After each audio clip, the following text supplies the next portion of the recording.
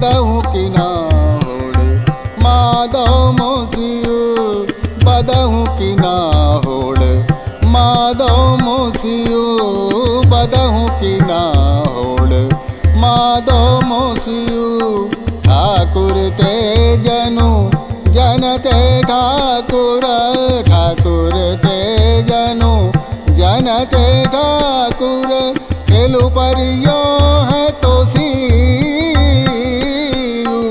बदहु की ना होड़ माधव मोसियो।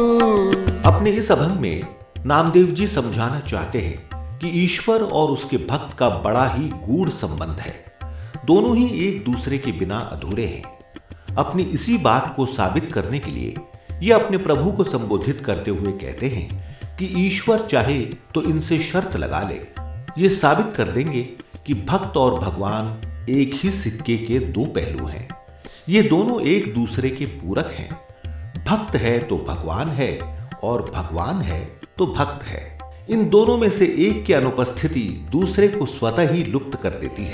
आपन देऊ देहुरा आपन आपन देऊ देहुरा आपन आप लगावे पूजा आप लगावे पूजा जलते तरंग तरंगते हैं जलू जलते तरंग तरंगते हैं जलू कहन सुनने का दूजा बदहु की ना होड़ माधव मोसियो। ईश्वर ही मंदिर है, वही मंदिर के देवता हैं और वही मंदिर के पुजारी भी, यानी कि परमात्मा ही सब कुछ है।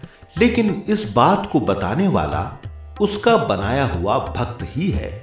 वही अपने परमात्मा की सही व्याख्या कर सकता है। जिस प्रकार जल और हवा के प्रभाव से बनने वाली उसकी लहरें देखने में तो अलग अलग नजर आती हैं, लेकिन हैं दोनों एक ही, दोनों ही जल हैं।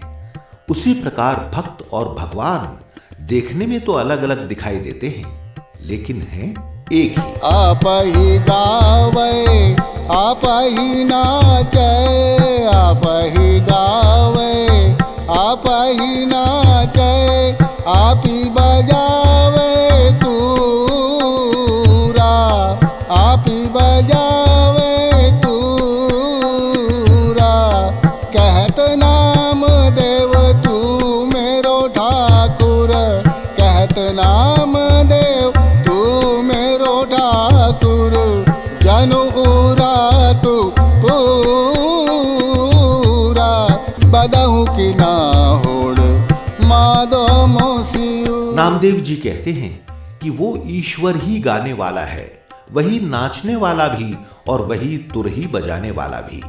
ये सब परमात्मा का ही खेल है, जिसमें परमात्मा स्वामी हैं और भक्त सेवक। इस खेल में ईश्वर और इनके ये भक्त अलग नहीं हैं, दोनों एक ही समान हैं। दोनों में मात्र एक ही फर्क है कि प्रभु अपने आप में पूर्ण है और भक्त अभी अधूरा है।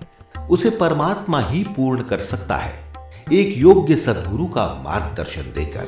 बदहु की ना होड़ माधव मोसियो बदहु की ना होड़ माधव मोसियो ठाकुर ते जनु जनते ठाकुर ठाकुर ते जनु जनते ठाकुर खेलु परियो है तो सी